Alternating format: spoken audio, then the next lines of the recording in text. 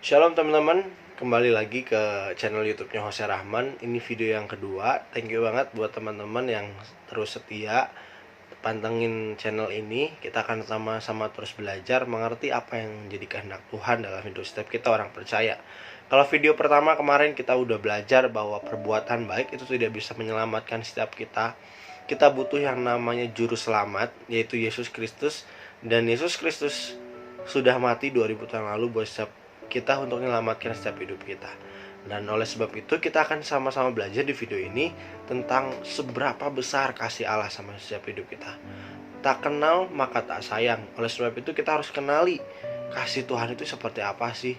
Ya walaupun di guru sekolah minggu mungkin ya pokoknya kasih Allah itu besar banget gitu. Tapi waktu kita mungkin coba berpikir dengan baik, kita akan nangkep bahwa sebegitu besar ya kasih Allah. Dan kita akan sama-sama belajar bahwa kasih itu di dalam perjanjian baru itu dibagi menjadi 4 macam. Ada kasih eros. Kasih eros ini adalah kasih asmara antara pria dan wanita gitu ya, atau nafsu birahi. Yang kedua ada storge. Storge ini kasih mesra kepada orang tua dan anaknya, begitu juga anak kepada orang tua. Dan kasih yang ketiga adalah kasih phileo, kasih yang sejati antara sahabat dekat. Kasih ini lebih kepada persahabatan. Dan yang keempat adalah kasih agape. Nah teman-teman, kita tahu dan mungkin kita pun sadarin bahwa seringkali kita mengasihi seseorang itu karena mungkin dia lebih dulu mengasihi setiap kita, yang membuat kita mau mengasihi dia. Atau mungkin kita pun mau mengasihi dia karena kita pun ingin berharap dia pun mengasihi kita. Dasarnya manusia mengasihi seseorang atau memberi sesuatu kepada orang karena karena kita pun sendiri ingin dikasihi oleh orang tersebut. Tapi ini berbeda dengan kasih agape. Kasih agape ini kita akan sama-sama belajar bahwa kasih agape tidak melihat apa yang ia bisa dapatkan dari orang lain. Sekali lagi ya, agape tidak melihat apa yang ia bisa dapatkan dari orang lain. Tapi agape selalu melihat apa yang ia bisa berikan untuk orang lain. Jadi agape ini, kasih ini terjadi tanpa minta buat bisa ada timbal balik, enggak. Tapi agape selalu pingin dia selalu memberi, selalu kasih yang terbaik, beri kasih seluruhnya, bahkan yang terbaik. Bahkan dalam satu buku agape itu cukup sulit. Karena kenapa? Karena manusia cukup sulit untuk lakuin ini. Manusia seringkali dia melakukan kasih karena dia ingin dikasihi lagi.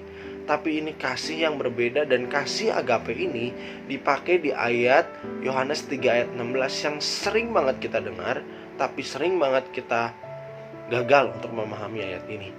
Karena begitu besar kasih Allah akan dunia ini, sehingga ia telah mengaruniakan anaknya yang tunggal, supaya setiap orang yang percaya kepadanya tidak binasa, melainkan beroleh hidup yang kekal.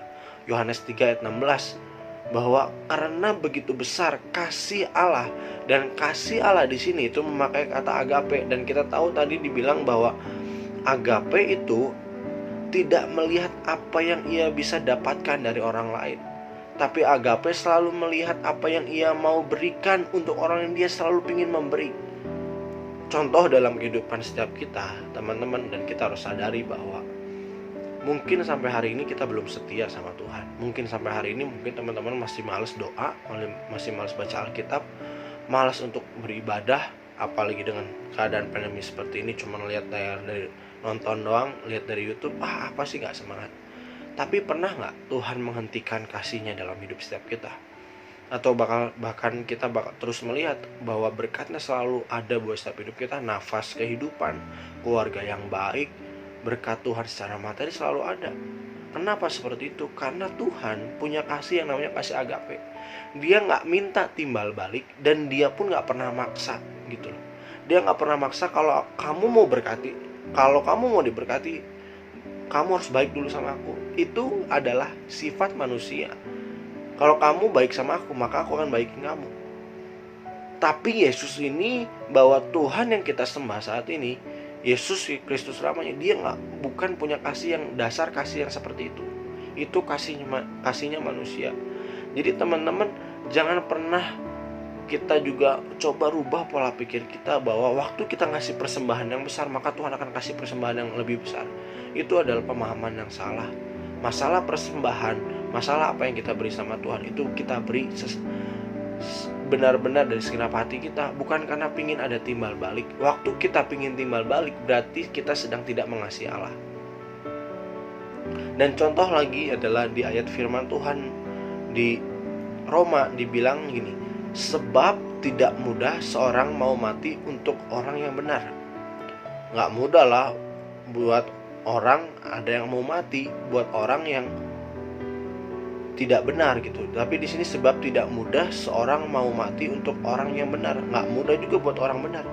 Tetapi mungkin untuk orang yang baik ada orang yang berani mati. Tapi kalau orangnya baik mungkin itu pun ada. Akan tetapi teman-teman, ini yang harus kita garis bawahi, dan kita harus ingat-ingat bahwa akan tetapi Allah menunjukkan kasih-Nya kepada kita oleh karena Kristus telah mati untuk kita ketika kita masih berdosa sekalipun. Apa maksud ayat ini? Teman-teman, waktu Yesus tebus setiap dosa kita, Tuhan tahu gak setiap kita bakal jatuh lagi dalam dosa? Tuhan tahu. Waktu Tuhan mati buat diri saya pun pribadi, Hose, apakah Tuhan nggak tahu gitu Hose bakal jatuh lagi dalam dosa? Tuhan tahu. Tapi kenapa Tuhan tetap mau mati buat setiap hidup kita, bahkan buat Hose gitu? Kenapa? Karena Dia punya kasih agape. Dia nggak nuntut kalau aku mengasihi kamu berarti kamu harus balik mengasihi. Nggak. Kasih itu nggak pernah maksa, dan kasih agape itu yang harus kita sadarin, bahwa kasih Tuhan nggak pernah maksain kita. Tapi kita yang udah dewasa seharusnya sadar bahwa Tuhan itu sebegitunya mengasihi setiap kita. Waktu lu masih di dalam dosa sekalipun, Tuhan bilang sama kita lewat ayat ini bahwa gua tetap mengasihi lu.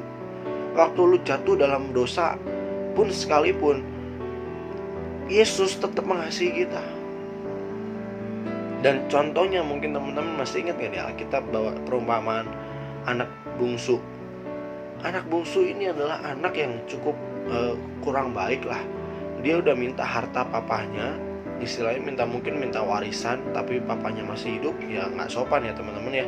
Warisan tuh biasanya dibagi waktu orang tua udah mati, tapi dia udah minta hartanya waktu orang tuanya masih hidup. Dan satu waktu dia jatuh miskin karena kemiskinan terjadi dalam anak ini.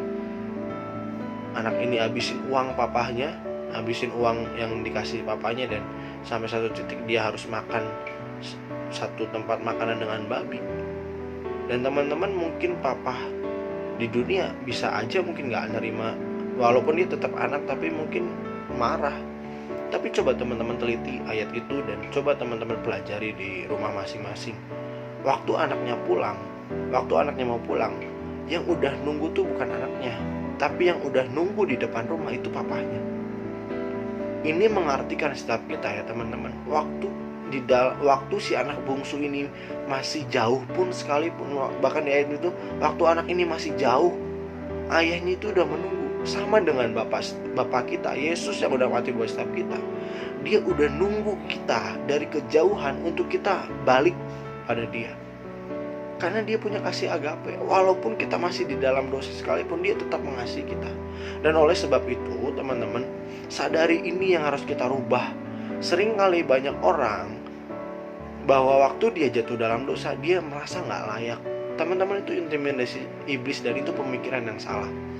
Kita harus benerin bahwa Tuhan memang benci dosa, tapi Tuhan sangat-sangat mengasihi orang pendosa. Dia datang ke sini bukan untuk menghakimi, tapi untuk menyelamatkan. Sekali lagi saya mau bilang bahwa Tuhan memang benci dosa, tapi Tuhan sangat-sangat mencintai pendosa seperti kita. Oleh sebab itu, Kak, responnya seperti apa kalau kita jatuh dalam dosa? Waktu kita jatuh ke dalam dosa, kita minta ampun sama Tuhan. Kita bukan malah takut datang ke Tuhan. Enggak. Dia nunggu kita, teman-teman. Dia nunggu kita buat kita pulang.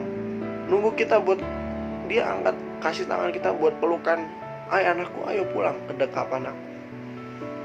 Itu perumpamaan anak bungsu itu sangat jelas bahwa papanya yang nunggu dia papanya nunggu anak itu pulang.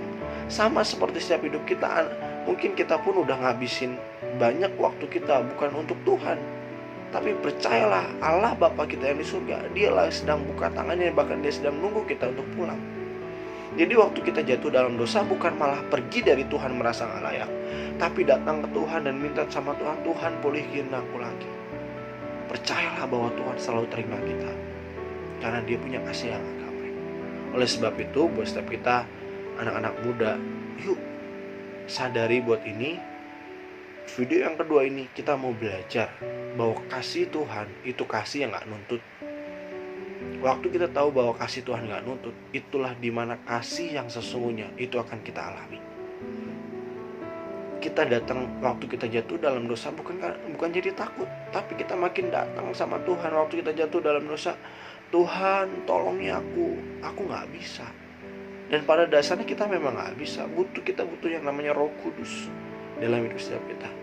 Oleh sebab itu teman-teman, mari Dia, karena perbuatan baik, di video pertama, perbuatan baik gak bisa nyelamatin kita.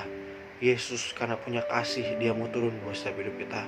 Kalau hari ini setiap kita mungkin anak-anak muda banyak yang terus masih jatuh bangun dalam dosa, jangan menjauh dari Tuhan, tapi datang ke Dia, karena Dia akan selalu menerima kita.